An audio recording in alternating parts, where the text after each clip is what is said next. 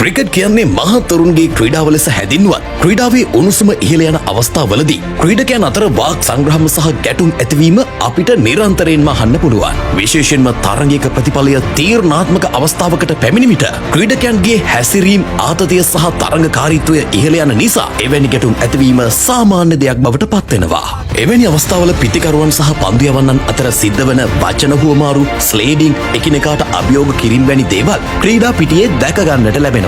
මේව සමහර වෙලාවට තරගයේ උණුසුම තව තවත් වැඩි කරන අතර ප්‍රේක්ෂකයන්ට තරගය තවත් උද්‍යෝගයෙන් නැරඹීමට හේතු වෙනවා. ඔවුන්ගේ මේ කුකුල් කේන්තිකාර ස්වභාවය නිසාම ඔවුන් ක්‍රිකට් ලෝකයේ තුල විශේෂයෙන්ම කතාබහට ලක්වන චරිත බවට පත් වුණා. ඒ අනුව අද අපි බලන්න යන්නේ ලෝක ක්‍රිකට් ඉතිහාසයේ පිටියේදී නිතරම ගැටුම් ඇති කරගත් වාක් සංග්‍රාම වලට ප්‍රසිද්ධ වූ කුකුල් කේන්තිකාර ක්‍රීඩකයන් 10 දෙනෙක් ගැනයි. අංක 10 විරාට් කෝලි. සුපිරි ක්‍රිකට් ක්‍රීඩක විරාට් කෝලි ඔහුගේ ක්‍රිකට් දිවියේ මුල් අවධියේදී ක්‍රීඩකයන් ගණනාවක් සමගම වාක් සංගාම ඇති කරගත්ත අයෙක්. ඊට උදාහරණයක් වශයෙන් James Anderson, Steve Smith, Naveen ul Haq සහ ගෞතම් ගාම්බීර් වැනි අය සමග ඔහු ඇති කරගත් ගැටුම් සඳහන් කරන්න පුළුවන්. මේ අවස්ථාවන් නිසාම ඇතැම් ප්‍රේක්ෂකයන්ට නොරුස්සන චරිතයක් බවටත් කෝලි පත් වුණා.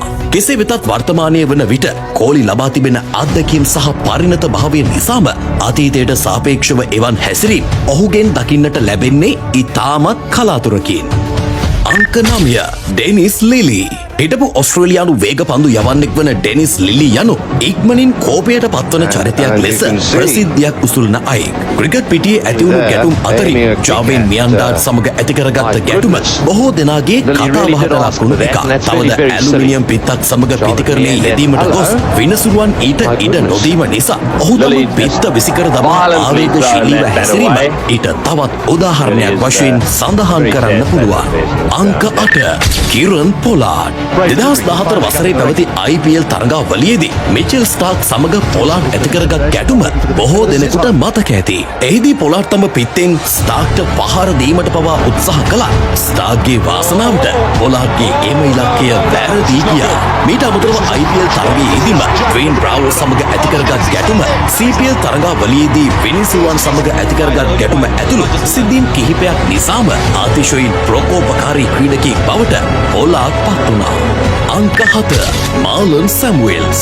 2013 වසරේ BBL තරගාවලියේ ෂේන් වොඩ් ඇති කරගත් ආందోලනාත්මක ගැටුම 2016 T20 ලෝක කුසලාන අවසාන මහා තරගයේදී බෙන් ස්ටෝක් සමග ඇති කරගත් ආරවුල 2002 වසරේදී මොහොමඩ් සාමි සමග පහින් බස්වීම වැනි සිද්ධීන් ගණනාවක්ම නිසා සැමුවෙල්ස්ද නිතරම කේන්ති ගන්න ක්‍රීඩකයෙක් වශයෙන් හඳුන්වන්න පුළුවන්. ක්‍රීඩකයන් සමග ඔහු ඇති කරගත් ගැටුම් වලට අමතරව 2007 ලෝක කුසලාන තරගාවලියේදී එංගලන්ත ප්‍රේක්ෂකයන් සමග ගැටුමක් ඇති කර ගැනීම නිසා ඊට පොලිසිය පවා මැදිහත් වුණා.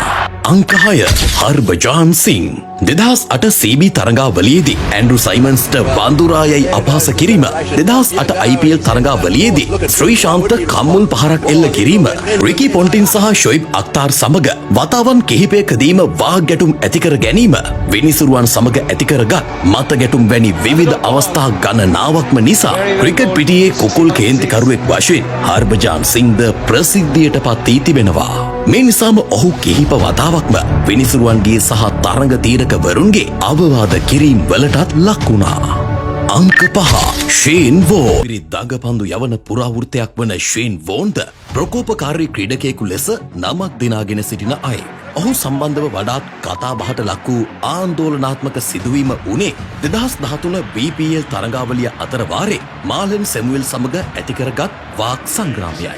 එහිදී ඔහු සැමුවෙල්ස්ගේ කමිසයෙන් පවා අදිමින් ඔහුට දැඩි ලෙස බැනවැදුනා. මීට අමතරව Darrell කලින්ගන්, Andrew Hudson, සෞරව් ගංගුලි, Arjuna Ranatunga වැනි ප්‍රතිවාදී ක්‍රීඩකයන් සමග සහ තම කණ්ඩායමේ ක්‍රීඩකයෙකු වූ ස්ටීව් වෝ සමගත් වෝන් වාග් ගැටුම් ඇති කර ගනු ලැබුවා. අංක 4 ඇන්ඩ්‍රු සයිමන්ස්.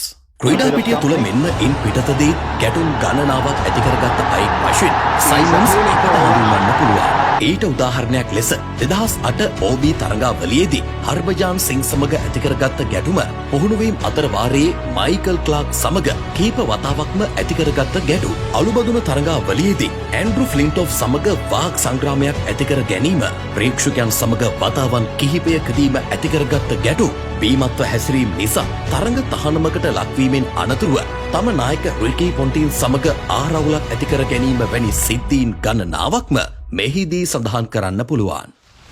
අංක 3. ගෞතම් ගාම්බීර්. මොහුනේ කිසිදු විටක සිනහවක් නොමැති ක්‍රීඩකයෙකු වූ ගෞතම් ගාම්බීර් යනු අතිශයින් ආවේගශීලී චරිතයක් ලෙසින් ප්‍රසිද්ධියට පත් වූ අයෙක්. 2007 වසරේ ෂයිඩ් අෆ්රිඩි සමග සහ 2010 වසරේදී කාම්රා නක්මාල් සමග ඇතිකරගත්ත වා ගැටු, IPL තරඟාවලියේදී දෙවතාවක්ම විරාට් කෝලි සමග බහින්බස් වීම, 2008 වසරේදී ෂේන් වොට්සන් සමග ඇතිකරගත්ත ගැටුම, ආසියානු කුසලාන තරඟයකදී පාකිස්තාන ප්‍රේක්ෂකයන් සමග බහින්බස් වීම වැනි සිද්ධීන් ගණනාවක් ගාම්බීර් සම්බන්ධ උදාහරණ වශයෙන් මෙහිදී සඳහන් කරන්න පුළුවන්. අංක 2. ෂොයිබ් අක්තාර්.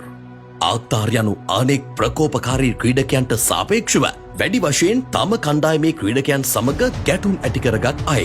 ඊට උදාහරණයක් වශයෙන් 2007 T20 ලෝක කුසලානයට පෙර මොහොමඩ් අසීෆ් සමග ඇතිකරගත්ත ගැටුම නිසා තරඟ තහනමකට ලක්වීම, තම කණ්ඩායම ගමන් ගන්නා බස් රථය තුලදී දනේෂ් කනේරියා සමග වාග් ගැටුමක් ඇතිකර ගැනීම, පුහුණුවීම් අතර වාරයේදී සයිඩ් අෆ්රිඩි සමග බහින්බස් වීම, 2011 ලෝක කුසලානයේ නවසිලන්තයට එරෙහිව පැවති තරඟයේදී තමන්ගේ පහසු උඩපන්දුවක් අතහැරීම නිසා ක්‍රීඩක විවේකාගාරය තුලදී කඩුළු රකින කාම්රාන් අක්මාල්ට කම්මුල් පහරක් එල්ල කිරීම වැනි සිද්ධි මෙහිදී සඳහන් කරන්න පුළුවන්.